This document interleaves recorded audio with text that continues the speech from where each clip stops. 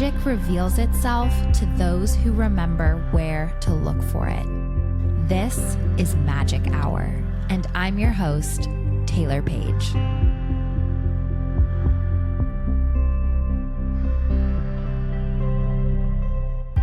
Welcome back to Magic Hour, everyone. I am your host, Taylor Page. And I am Claire, your producer. Thank you so much for joining us, everyone. I could not be more excited because today is our first listener question episode.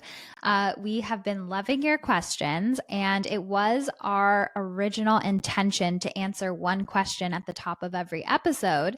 But then your questions were just too layered and juicy and good for that. And we didn't want to feel rushed or like we weren't doing your questions justice. So now we are archiving the questions as they come in. And Claire is picking the ones that she thinks will be best for the community and that she sees the most of. And we are doing whole episodes for it. I'm so excited. You guys' questions have been amazing. Please keep them coming. We love receiving them. They really help fuel us. We love your engagement, and we're just so grateful for this community. When we have a really packed arsenal of questions, it's also really good because a guest might come on with a particular area of expertise. That's the exact expertise that can help answer your question. So even if, and by the way, I'm so flattered by some of the questions because you guys think I know everything. I get questions on like every topic, and it's like, I'll do my best, but some of these we need to get some guest speakers on, but I really freaking love you guys for the confidence. So thank you so much for that. You know, we'll have a dream expert on, we'll have, you know, a plant medicine person on. It's like, I'm not the expert in everything. Although again, it's like so touching to me that the way that you guys trust me in this space, like truly, truly lights me up. And you know, I always walk in integrity. So if I'm not the person to answer the question, we have it on file until a person who is the person to answer the question comes on. Like I know we're going to have an episode with Emily, the spirit baby medium, and that's coming up. And you know, some of your questions have to do with spirit babies. And although sometimes I connect with them in sessions, I don't consider myself a spirit baby specialist like she does. So, you know, we have questions from you guys for her. So before we get into the listener questions today, I want to talk about a spiritual concept that I've been thinking about. So I was reading Eileen Davies, the amazing medium in the UK whose course I took at Arthur Findlay College. I was reading her book. In her book, there's this sentence that she has on her chapter on the infinite nature of consciousness. And it's just a throwaway line in that chapter, and it stopped me in my tracks. She said, "Nothing about death is unknown. Life is completely unknown. Death is the spirit world where we come from. We know what it's like to be out of a physical body, to be in oneness, to be connected to all that is. That's actually the most known thing to our soul because you're literally connected to oneness where you have infinite quantum connection. And everything about life is the unknown. We don't know what's going to happen 5 minutes from now. We are disconnected from the quantum nature of our soul because we're rooted in our physical body. And so many people, and I promise you, like part of my mission here is to get us to this place where we do not fear physical death any longer. And I know that's such a paralyzing fear for so many people, which makes sense even on a biological level. It's like everything we're trying to do is to survive. So maybe we'll never fully escape it.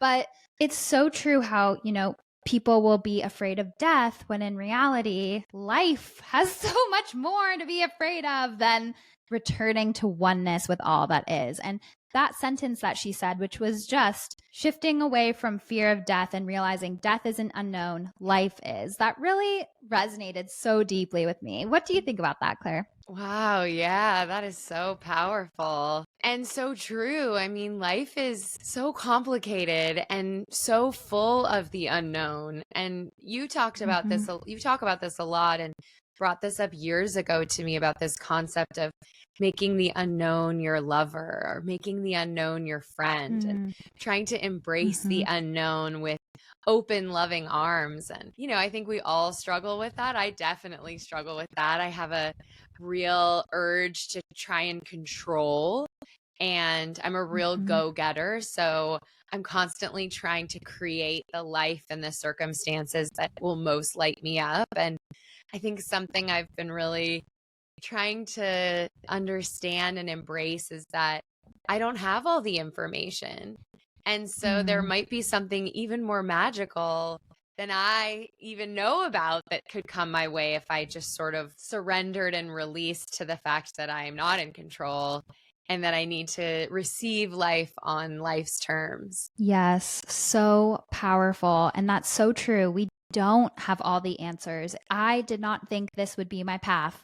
I wanted to be an actress. I wanted to be a comedy writer. I thank Goddess that I'm not right now. I'm thanking Goddess that I just trusted to the path that had the open doors for me instead of trying to make it work, make it work, make it work. If I stayed with the partners I wanted to work out at the time, I wouldn't be with my amazing husband. So it's so true. It's like, don't get dragged by a difficult time letting go, like that Plutonian lesson, let go or be dragged. And so many times we get dragged trying to hold on to what isn't working and trying to leave our life and swimming upstream against the current. But what would happen if you just let go and let yourself be led? It would be such an energy saver, if nothing else. And yeah, exactly. You brought up that concept that I talk about. I think I brought it up in one of the workshops, either the Be Your Own Angelic Intuitive or the Love Life workshop. I can't remember which one. But it's this idea of dancing with the unknown, letting the unknown be your lover, like you said, showing up for the unknown with excitement, anticipation, dressing up and being your best self as if you were with a lover, being ready to meet the unknown. And instead of trying to fill the unknown, control the unknown, label the unknown, letting the unknown be your dance partner, slowly unraveling and opening up to you, just like you would a lover. And I think that that is a reframe that can help us find the excitement in the unknown. I call it holy darkness because it's this womb-like fertile negative space that's ready to be filled and shaped and crafted. And how much more beautiful is that than something that we're trying to convince ourselves is going to work and that we want that just isn't? So yeah, I think that that's such a beautiful and empowering concept, and it can really change your whole life when you learn to dance with the unknown. And that, to tie that in with the original quote, is what we're doing here in a physical body. We're learning to dance with the unknown. When we're in spirit, we know everything. We're connected to oneness. We have a different consciousness. When we're here in a body, our whole point of this existence is to explore this slice of consciousness that we've embodied in the most powerful, authentic, and loving way possible. Another step in that too is like, in this physical plane, in this experience as a human, the concept of death does feel like another unknown. And if we can be in a practice of embracing that, then death can also not be as frightening. I mean, I think we are so afraid of it because we don't know what it is. And your aunt, Carol Lotz, who was a guest on the show, who's just an absolute earth angel. I heard her speak at your mom's memorial, your mom's funeral, which was a beautiful event. And she talked about this concept of these two twins inside a womb. And one of the twins was saying, okay, it's time to go. And the other twin was saying, what do you mean? Like, this is all we've ever known. I don't want to leave here. What could be out there? We don't know what's out there. And I thought that was such a beautiful reframing too of the concept of passing from life into death, and also passing from the spirit world into life. You know, we're so afraid of what we don't know, but there are so many gifts within that. And from what you talk about and your connection to spirit, it sounds like where our loved ones are when they pass over is a beautiful space full of love. Absolutely. And the story that my aunt told was so beautiful. Like Claire said, there are these two twins in this womb. And one of the twins was like, I don't want to be born out of here. I don't want to be like, what do you mean? We have safety, shelter, and we have sustenance here. Like, why would we ever leave? That's so scary. What happens when we leave, not knowing the huge infinite possibilities that have to do with being birthed into earth. And so, yeah, that's exactly the same as us going back into spirit. And that need for control is such a human need when we're literally floating on a rock in the sky and have control over nothing, like literally nothing. And the more you realize that we have control over nothing, and that's like similar to this message that came through when I was on this rickety little airplane and I thought I was going to die in Vancouver, flying to Vancouver Island. And I realized that flight anxiety is really linked to control, because when you're up in an airplane, you do not have control over anything. And I was in this tiny little airplane. People were like vomiting in the seats behind me. People were crying. Like we all thought we were going to die. And I just took a moment. We were like in a storm in this tiny rickety airplane. And I just took a moment and I tuned in and I was like, what's the lesson here, angels? And they were like, this fear is your need to control. Like you can't control what the airplane's going to do. You can't control if the pilot, something happens to the pilot. Like you can't control anything. And can you trust the other side of this experience and let go of control?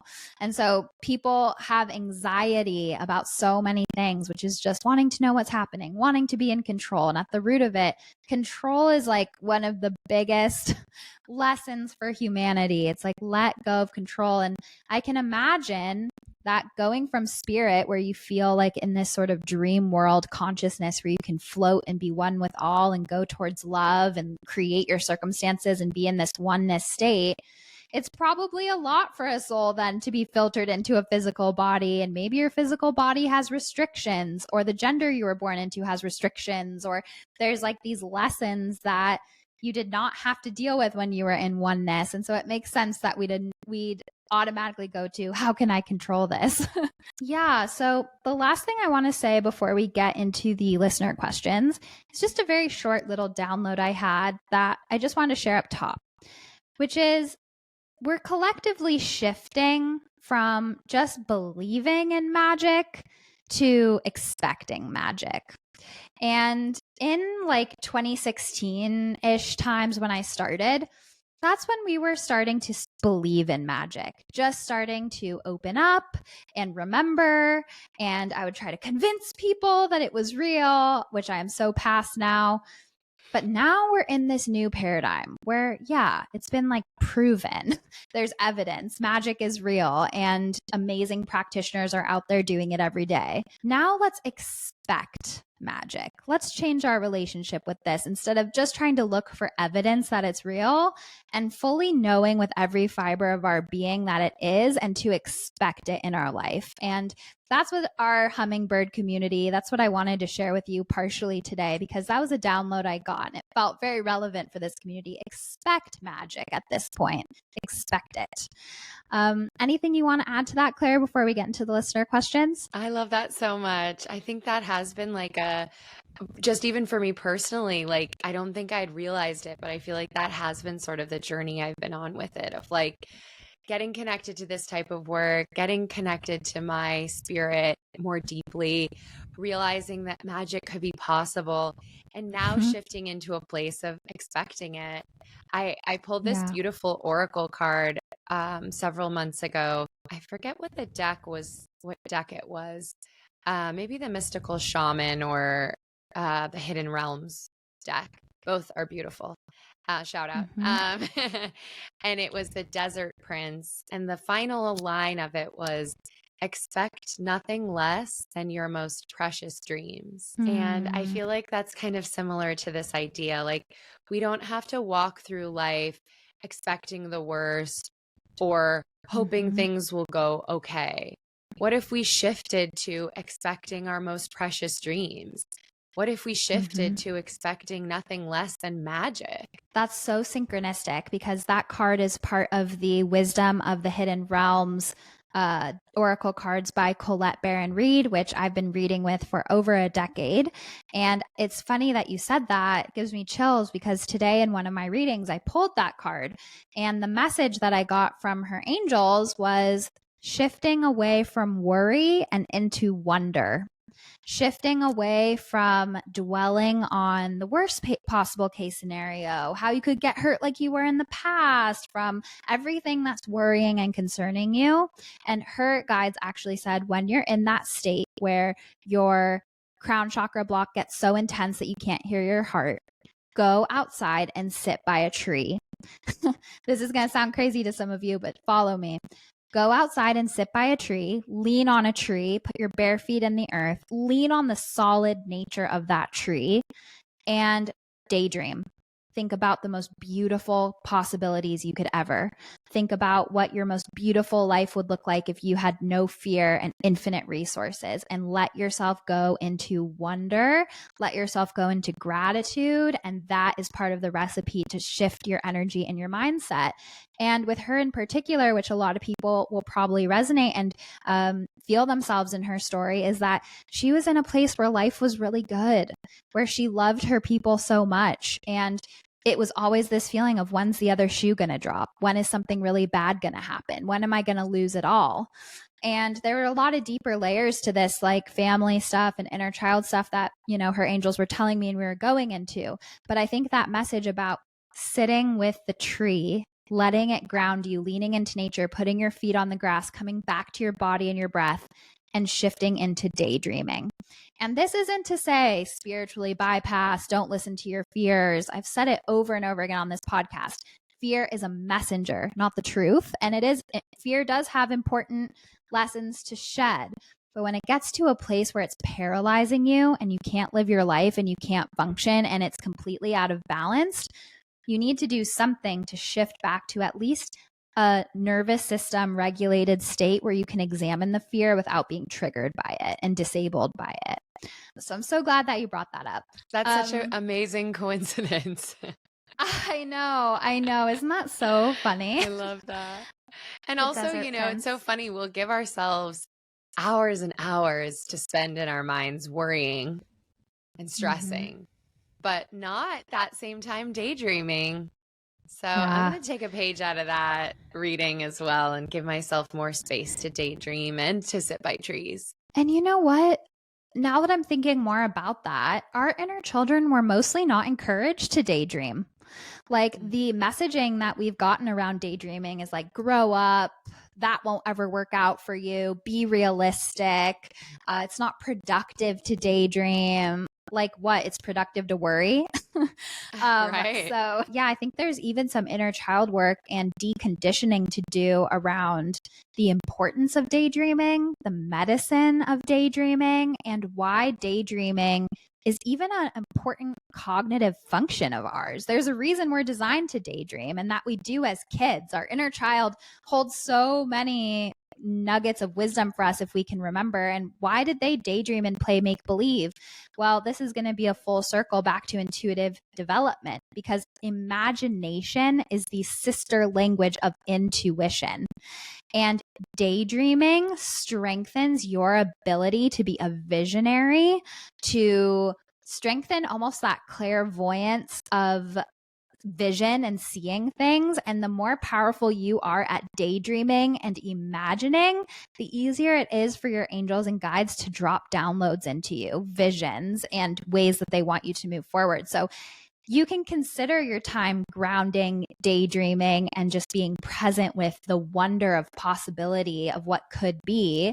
And in that space, know it's actually a sacred space with the divine. You're entering into something bigger than just yourself when you're in a daydream, and you're allowing the parts of your psyche that have been told it's not realistic and get serious and be productive and survive to speak to you. Yes, absolutely. Hear, hear. Hear, so hear. Let's get into the questions. I'm so excited. Me too. I'm so excited. We are going to start with a beautiful email that we received from JG. She actually has 3 questions for you. She's been taking some of your workshops, so she had a couple questions regarding those, and they just were beautifully phrased and questions that felt really similar to a lot of the other listener questions that we got, but captured them in a really beautiful way. So I think let's start there if that sounds good, Taylor. That's perfect. Okay, great. This is the first question. Hey, Taylor, loving the pod so far. I'm trying to wrap my mind around the angelic guidance in war-torn countries or other areas where there is so much human pain. It makes me struggle with feelings of guilt for being so fortunate, and it's hard for me to emotionally wrap around the balance of love with pain.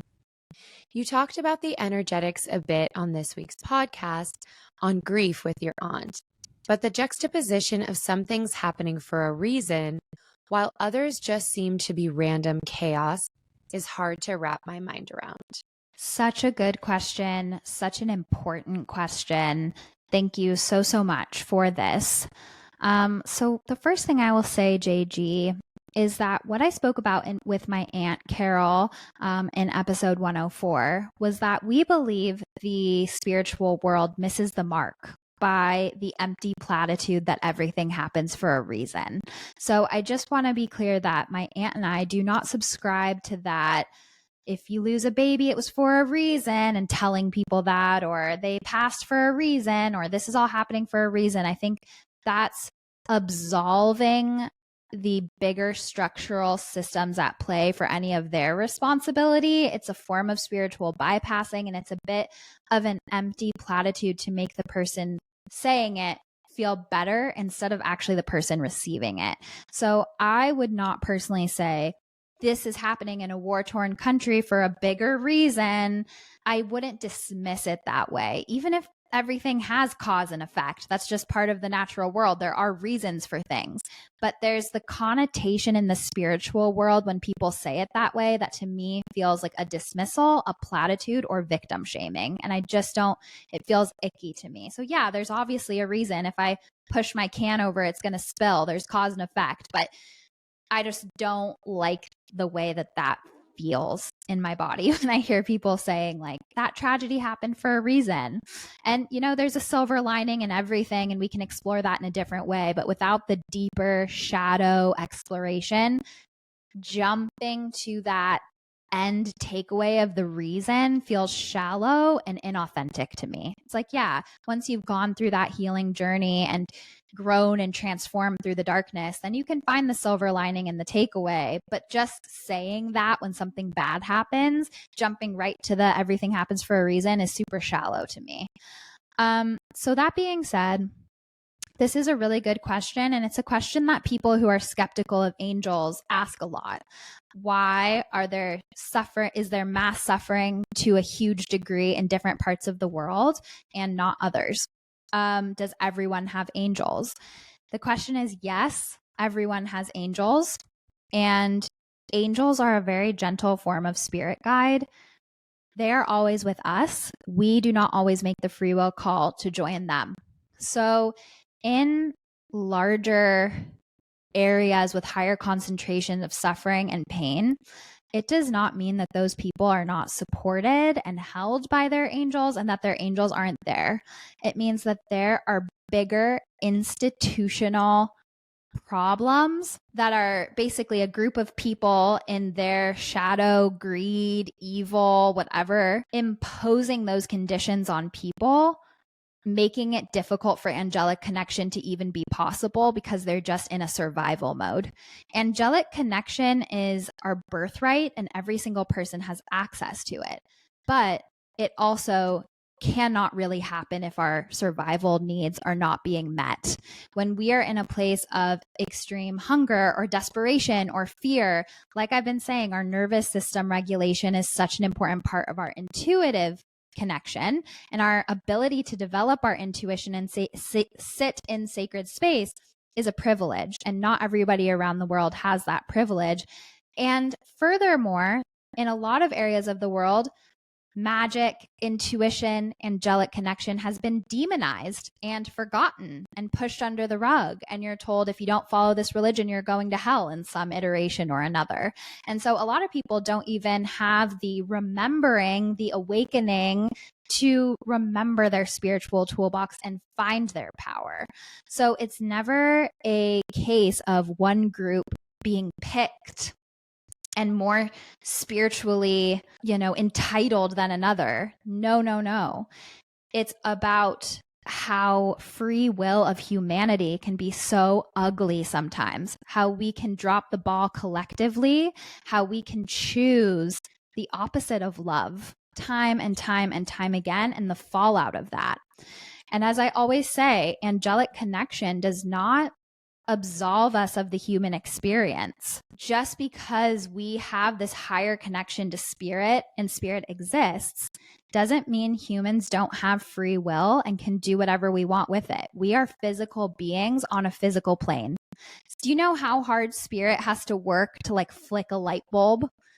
We can just press a button and a bomb goes off. So we are the leaders of this domain. Spirit can only intercept to the parallel degree that we co-create with them. And while mass majorities of people are in fear, desperation, greed, evil, hate, us versus them, we're not co-creating with spirit on a massive global level. It would be amazing if everyone sat in meditation and connected to spirit and we had a global initiative like that, but we don't. And so without us as stewards for spirit here, there's only so much spirit can do. I work for spirit. They're my boss. I clock in with them. And so without everyone having that consciousness and with the free will, bigger structural systems being rooted in greed, patriarchy, capitalism, things that promote separation instead of unity, that's where this comes about. There's another thing that they want me to say here, which is never numb yourself to the pain of the world. It is almost necessary with the shootings, the war, the just mass atrocities to humanity on a huge scale that is put in our face day in, day out. And that feeling we have of despair, of disgust, of grief, that is our link to being a human. And those emotions show us that we are still connected to the universal consciousness of everyone. And when we numb, avoid, say, someone else will fix it, someone else will help it, we're disconnecting from that.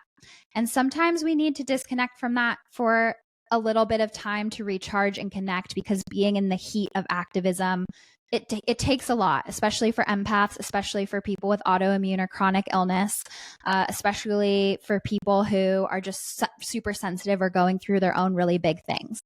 But that anger you feel is holy. That grief you feel is holy. And this question is so beautiful that it's not just I'm in a privileged place to take the workshops and connect to my angels, so I deserve that. I love that you asked, what about these people? What about them?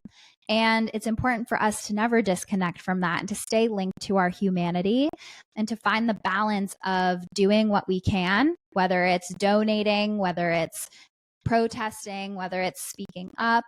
Everybody shows up as a warrior in different ways, and never lose that, because the people in this community, if you're connected to angels and magic and the divine feminine, all of those things, you're exactly who we need. You are exactly who spirit needs, and never numb your link to humanity. It exists for a reason, and you have more power than you believe. Yes, I love that. Kind of along those lines, something I'll bump up against with the kind of spiritual talk.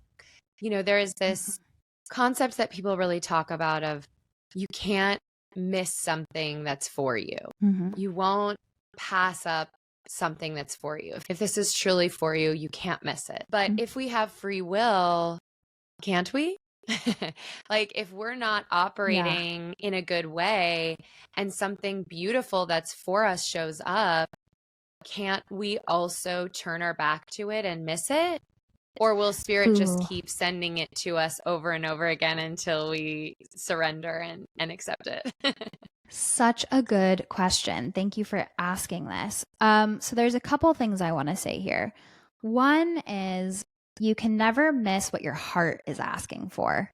What your heart is asking for is often different than what your ego is asking for, because I do believe we can never miss what's really meant for us. And here's the catch. So our ego can say, I feel like what's really meant for me is to be a best-selling top author and to have this and to have that and to have 2 cars and to have this. But that's what your ego wants, not what is meant for you. What your heart might ask for is creativity, play, recognition, to be seen. And it's like tuning into what our heart is asking for. So that being said, when our heart is asking for something, and maybe it is specific. For some people, maybe it is like, my heart really wants me to be a dancer. Like, okay. So, but then your ego might be to this level of success. But anyway, so I think finding the difference between ego and heart is a part of it. But then also realizing that, yeah, we do have the free will to say no. But our guides for the rest of our life will be giving us signs that we are off track. And this is what happens. We start to feel lost. We start to feel heavy. We start to get sick. We start to feel depressed. We start to feel disconnected from self. Those are all signs that something needs to go. And this is what I see all the time, is that in readings, it's like it gets heavier and heavier and heavier and heavier until you have to make a choice, until you have to like go into something that's different. Like you can't hold this anymore. And so yes, I think if something is meant for you, you can't miss it. And your guides will completely conspire with you to just course correct you over and over, even if you make the free will choice not to listen. And I think it can get tricky with this sentiment when we take it too literally, because especially in love life, it's like, what if my heart really wanted this person to be for me? And like, what if they were supposed to, but then they have the free will and I have the free will and then other partners have the free will. And so I would zoom out and use this as a mantra more for resetting your nervous system and leaning into trust. Again, that idea of your angels seeing a bigger picture. So maybe what's meant for you, you're using someone or something as a symbol of that. That's limiting the perspective. But really what would be more in alignment is to say, yeah, what's for me is a deeply soulful love where I feel seen and heard and loved to the deepest integrity.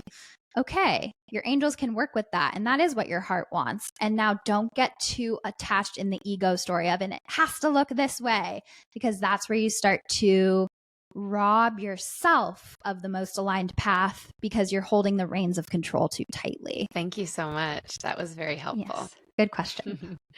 Okay, let's dive into JG's second question. She says, discerning with my clairaudience the difference between angels and my own voice. A lot of the time I'll start in second person of we love you or trust. Then as I meditate, my own voice starts turning into I love you. Then I love myself, as if they're retraining my inner villain voice. But then sometimes it makes it very confusing and causes me to overthink what's angelic or myself. Yes, so this is why clairaudience is a little bit tricky. Because the nature of our mind is that when we get asked a question, our mind wants to fill in with an answer. And that's why it can be really hard to read for ourselves, because we ask like, will I ever meet this person? Or what do you want me to know about getting this job? And our mind is like, you've got it. Like it just immediately fills in the answer that we most want to hear. So that's why I recommend, at least in the beginning of your practice, staying away from asking specific questions, because it will be really hard to discern if it's your voice or your angel's voice or just your mind making up something that you want to hear, and it can be really confusing. So clairaudience is a clair that came online last for me. I guess I'm not a good listener. I'm more of a feeler and a seer. So the second person is like, you've got this. I believe in you. So those you words is how they come through a lot. You'll also find that you're surprised by what you hear. Like in readings, when I get clairaudience, I'm like, oh, I was not even thinking about that at all. And the name Jason just came into my head. Like, where did that come from? So when you're a little bit surprised by the information, that is also an indication that it's not you. But the tricky thing about clairaudience is that it is in your voice. And so sometimes when you have clairaudience, you might be able to hear an accent. You might be able to hear, like in this mediumship reading I just got out of, her dad had this like big booming laugh, and I could hear that. And I could like feel the way his voice would fill up a room. So it's tricky and it takes practice. So that being said, you shift into this part of the question where you say, I feel like they're trying to retrain my inner villain voice. There you go, Angel. You got it. That was an intuitive knowing and feeling that you had. My angels are retraining my inner villain voice. But instead, we don't trust that. And we're like, well, I feel like my mind is coming in. I feel like my angels are trying to retrain my mind. Is that what it is? And you ask me. And I will say in probably 100% of my readings, maybe 99.999, these are things that I'm saying to you that I couldn't have known, but you know already. And every single person I connect with already freaking knows. And I'm just giving you permission to trust that by echoing back and mirroring back something that I couldn't have known to you. So that shows me all of your clairs work together in symphony. They all work together. It's very rare that someone just has one and relies on that one and clutches onto that one and is like, what am I feeling? What am I feeling? Our clairs work in symphony. So clairsentience is the most common.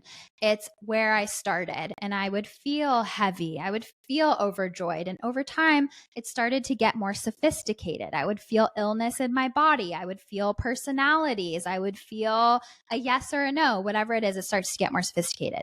Then your clairvoyance comes on and feeds the clairsentience. They taught us this about at Arthur Findlay College.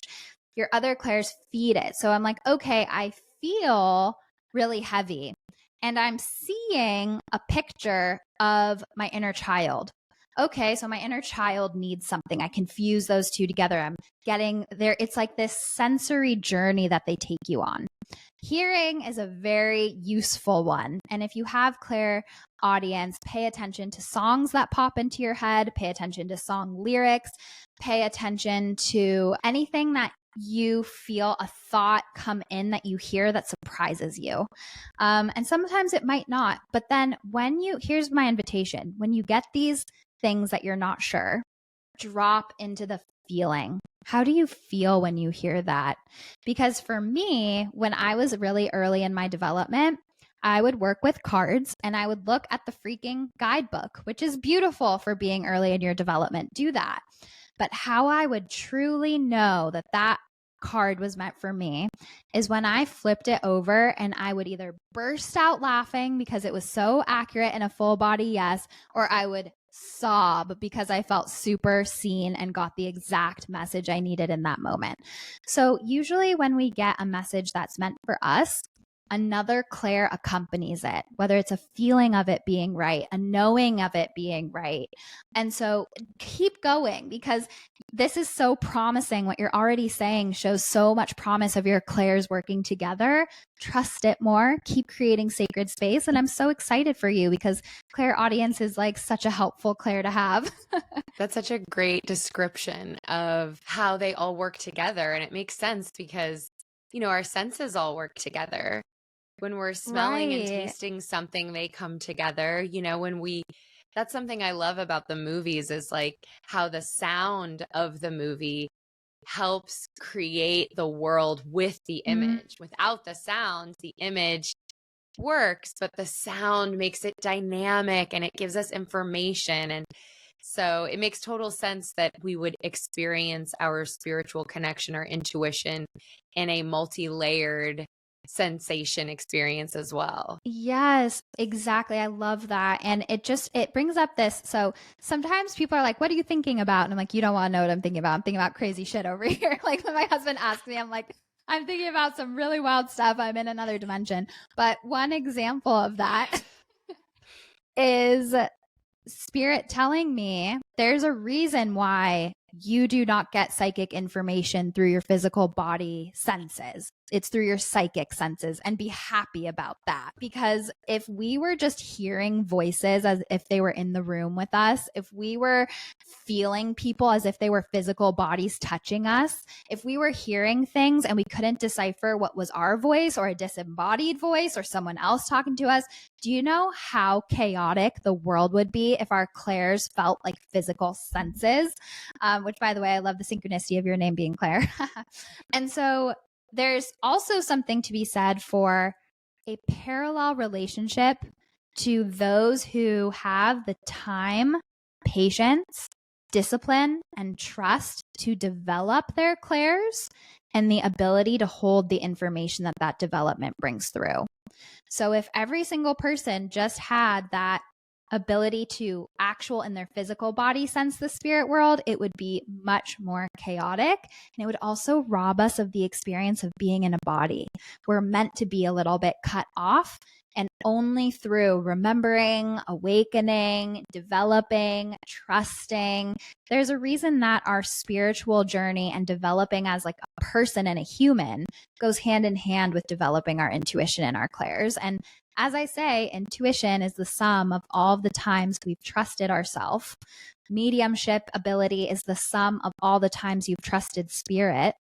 And it takes time, practice, patience to develop this skill, just like anything else.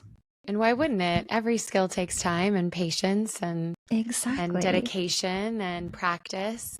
If you do something 100 times, you're going to be better at it than that first time, for sure. Exactly. And my evolution, to go into my personal story a little bit, I didn't start out, well, in childhood, I got very vivid dreams and stuff like that.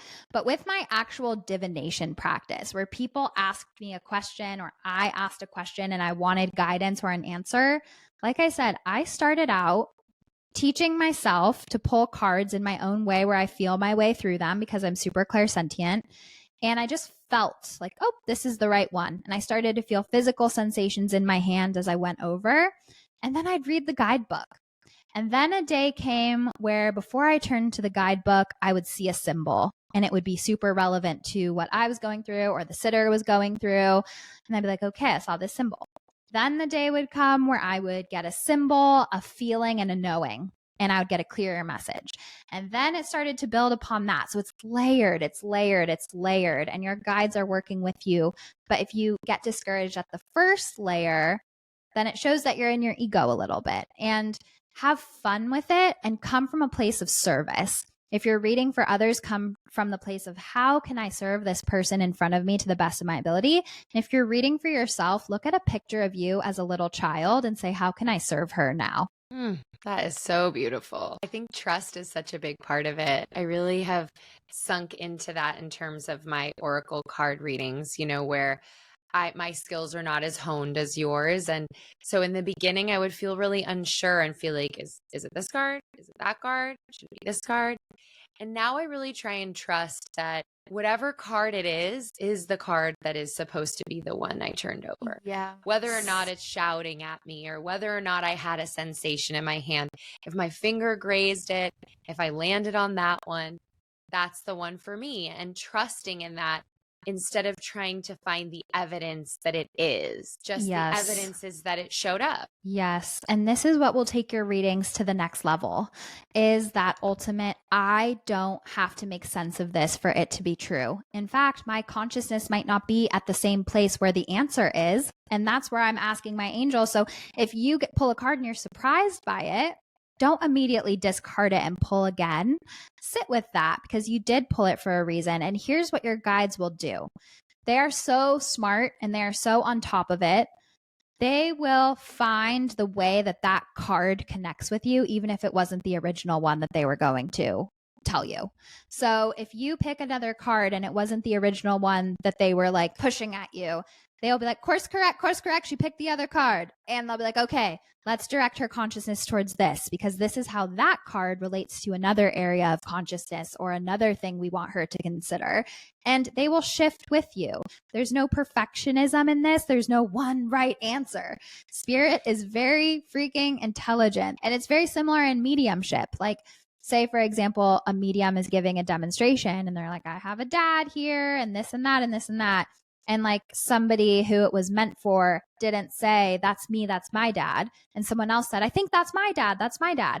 Then spirit will be like, okay, it's her dad, shift out. And now her dad comes through and they'll start to work with us. So think of it as a trust fall into your angels and guides instead of you having to be on high alert to be right all the time, because they will. It's the same principle of you can't miss what's meant for you, including the message. Yes. I love that. That's a great way to put it. Okay, let's move on to JG's final question. What advice would you give for patience when you connect with your angels and they give you a sign or symbol that you don't understand? I feel like I've been shown symbols or received messages that then keep me overthinking in my crown chakra, trying to look for or understand the meaning when it's not immediately clear, versus just letting the universe reveal it over time. Yeah, so this kind of touches on what we were just speaking about a bit. And it's so tempting for the mind to come in, and how tempting to see this juicy symbol and be like, ooh, okay, like what does that mean? So when you get a symbol, again, pay attention to any other clairs that come in combination with it. Does this symbol give you a feeling? Is there a knowing? Do you hear anything with this symbol? Do you smell anything? Just keep an open frame of mind for any other clairs that accompany it. Then at a certain point, sit with the symbol and say, what subconscious associations do I have with this symbol? Any subconscious associations, like if it's a snake, am I scared of snakes? Do I love snakes? Like start to sit with your subconscious associations, because that is what your angels will prioritize over anything. Then it's sort of like a similar but different process to sitting with an oracle card. If you pick it up right away and it doesn't resonate with you, you might get in your head trying to make it fit, trying to find the answer, trying to run down the hill.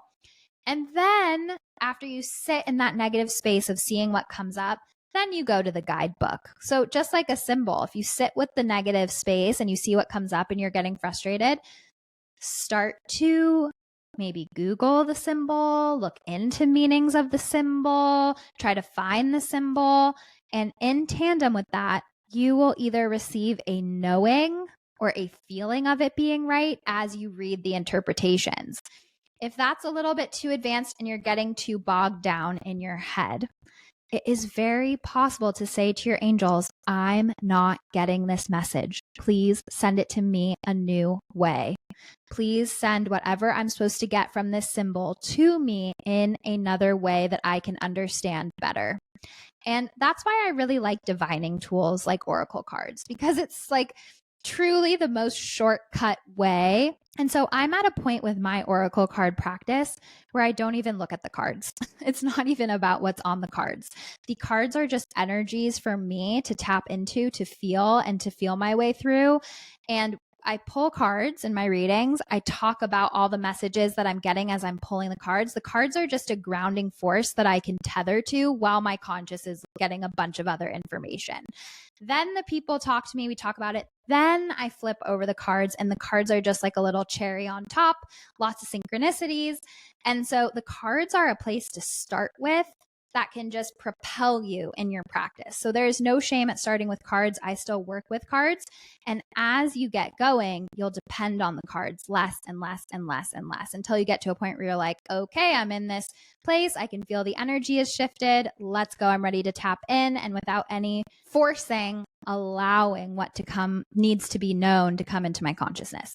So just like you would with oracle cards, don't get discouraged. But at a certain level, if you're not getting it, you're getting in your head, put it to the side and ask your guides to send it to you another way. You don't have to forget it. You can write it down in your miracle journal or whatever, but then move on. Don't get caught up in something that's frustrating, because that's not the point of this work. I think for me, divining tools have been such a great way in because they are something tangible and it can help you feel connected and help you see the connection.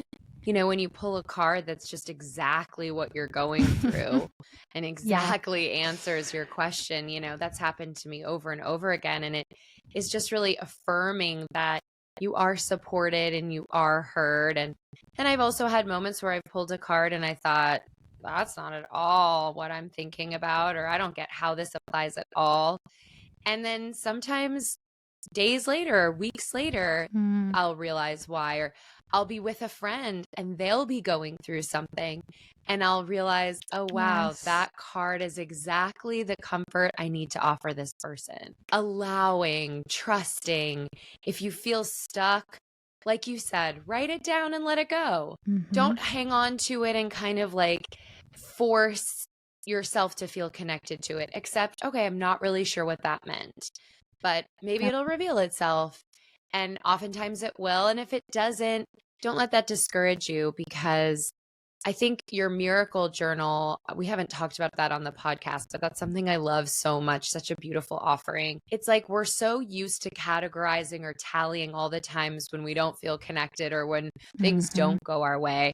And it's so easy to miss or forget all the moments where we did. And so I think it's a beautiful space to just like remember, like, oh, I got that symbol and it did resonate, or that card did help me, for the days when you maybe feel like, I don't know if that really made sense to me today.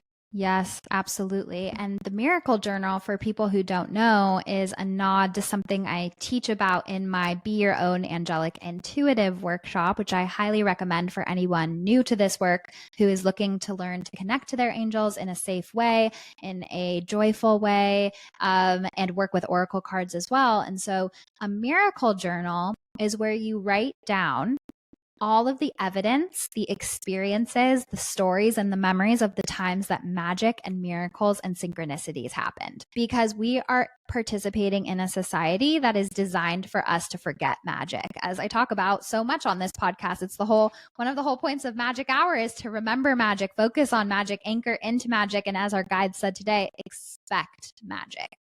And so if you don't know, and what I just got is, if you don't know what you're looking for, how can you expect it? So that's why this podcast is really important, so we can actually understand what magic looks like, so we can expect it and visualize it. So what a miracle journal does is that when you have that moment where it's like, oh my God, I dreamt of 111 and then it was on a license plate and then I got a new opportunity right at 111 that day. I can't believe that happened. Oh my gosh, I'm so lit up. I'm so supported. There's magic everywhere.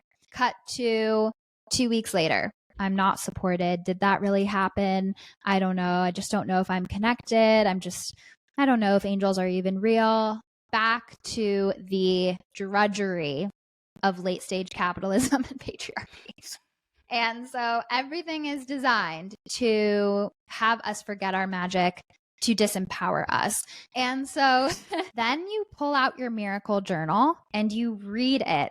And the words contain the frequency of the excitement, the connection, and the joyful state you were in when you wrote down that story and that evidence.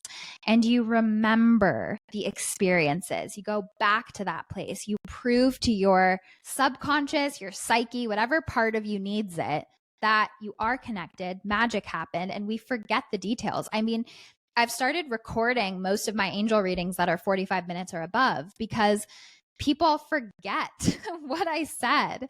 And in the moment, they're like, yes, this is what I needed to hear. This is what I needed to hear. And then they're like, I'll never forget this. This was the most powerful experience of my life. And I'm like, you will forget it in probably 3 to 5 business days. So either write everything down or make sure you download the recording, because we are designed to forget. So do whatever you can to know that and leave little love notes for yourself to remember. Yes, I love that so much. So appreciated these questions, and I know they're going to help so many people because they're really in alignment with what a lot of people ask me. So great job bringing those forward, and thank you, JG, for the questions. Yes, thank you so much, JG. And for everyone else who sent in questions and we didn't get to those, don't be discouraged. We're keeping them in our log. So on our next solo episode, we might turn to those.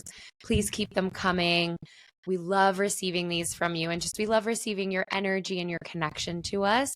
So please keep them coming, and we'll do another episode like this next month and answer more questions. I cannot wait. And just a side note, if you do want to take the Be Your Own Angelic Intuitive Workshop and deepen your own intuitive connection with your angels, code 333 gives $33 off. So I just wanted to throw that in there before we transition.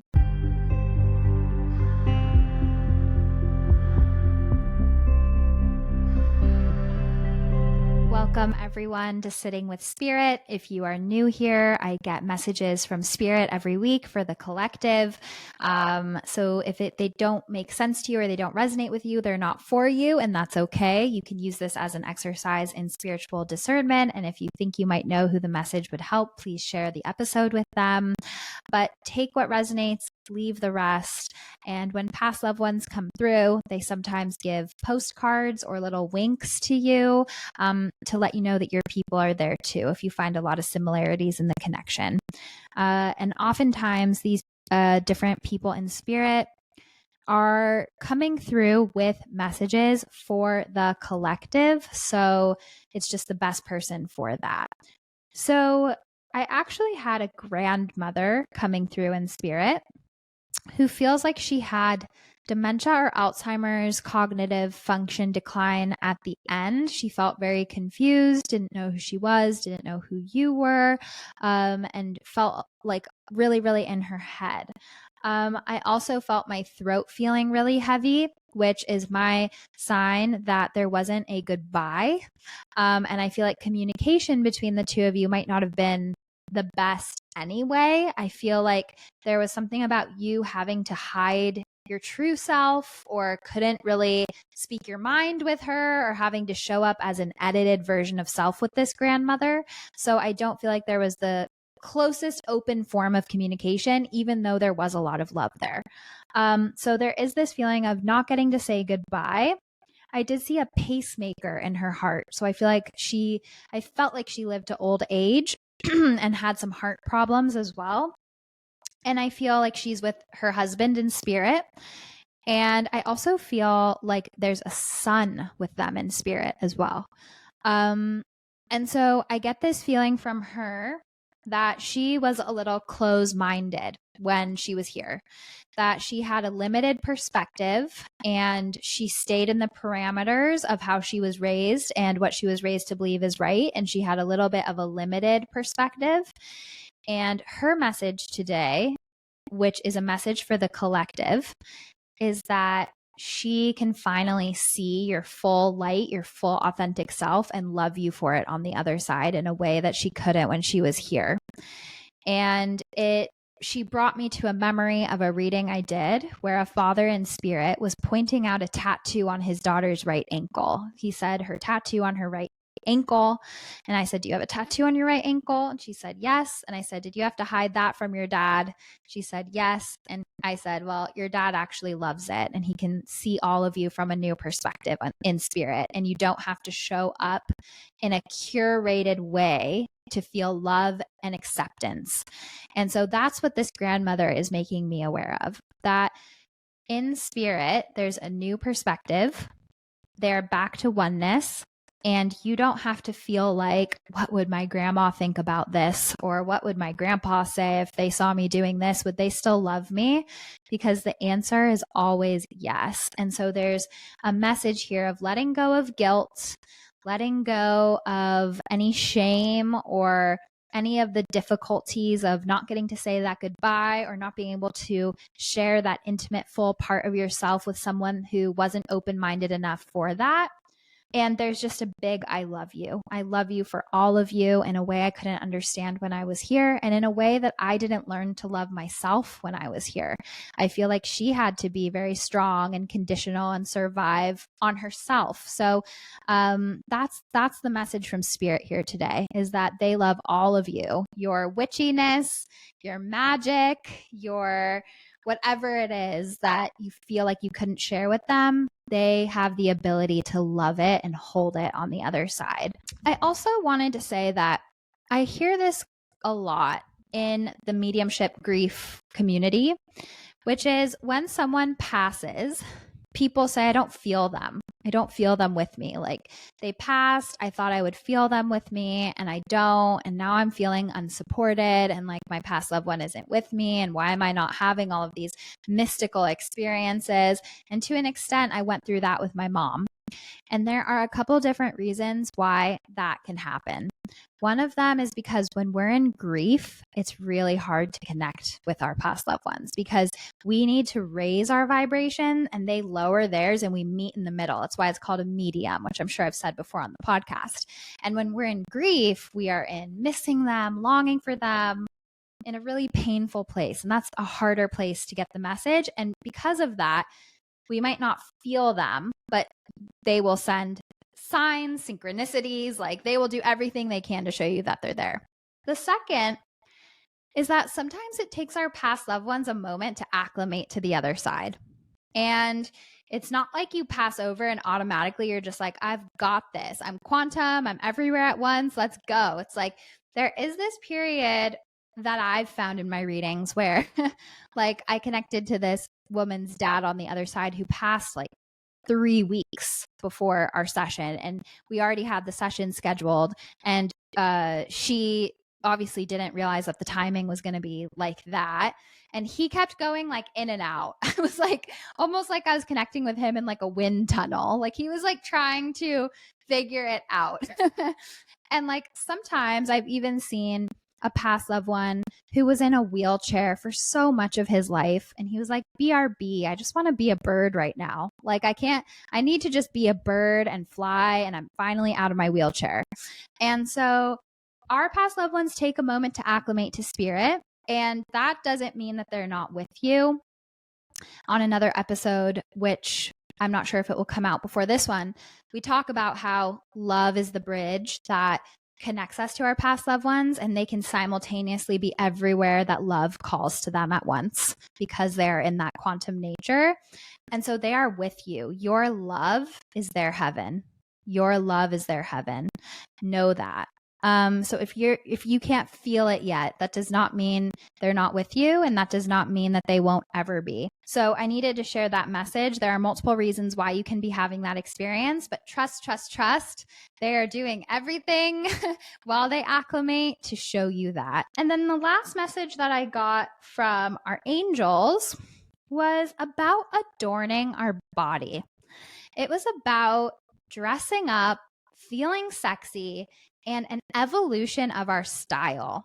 So I feel like so many people with this eclipse season, with the full moon, with just everything that we've gone through, this gnarly Mercury retrograde, we've come out different versions of self, new versions of self. And I feel like this shedding of the snake skin wants to be reflected in just feeling our brightest, sparkliest, most beautiful, most adorned goddess selves.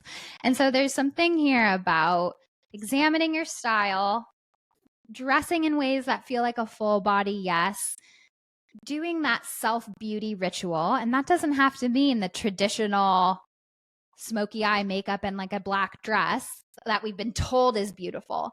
This means what really makes us feel so beautiful, whether it's a rainbow skirt, whether it's a leather trench coat, like I don't care. What does your heart feel so beautiful in?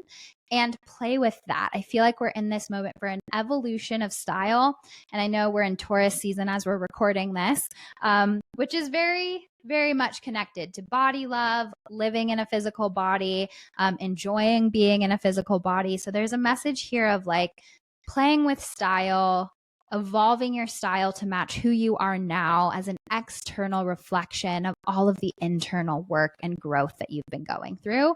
And this is sort of like a cherry on top.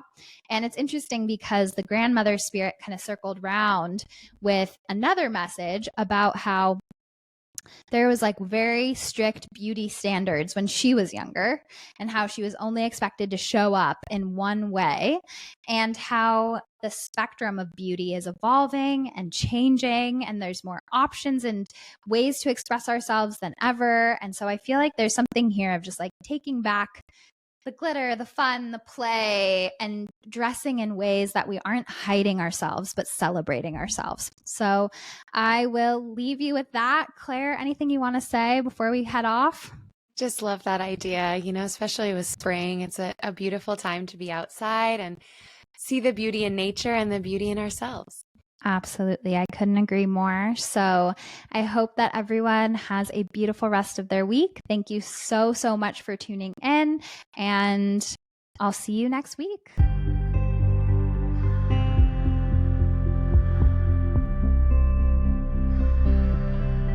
If you have any questions about intuition, spirituality, angels, or anything and everything magical, please email contact@magichourpod.com. We will answer listener questions once a month in our solo episodes. Are you an aligned business owner that would like to advertise to our beautiful community of magical people? Please email contact@magichourpod.com. Make sure you're subscribing to Magic Hour so you never miss the magic. And don't forget to leave us 5 sparkling star reviews. They help more magical people find the pod. Please screenshot and email your 5-star reviews to contact@magichourpod.com, and we will send you a free downloadable angelic meditation and enter you to win an angel reading with Taylor Page. The first angel reading giveaway will happen when we hit 55 5-star reviews. For more information on Taylor and her work, go to angelsandamethyst.com or connect with her on Instagram at angels_and_amethyst. She is the one verified account with this name and will never DM you for a reading. Thank you for listening to Magic Hour with Taylor Page. Remember, you are magic.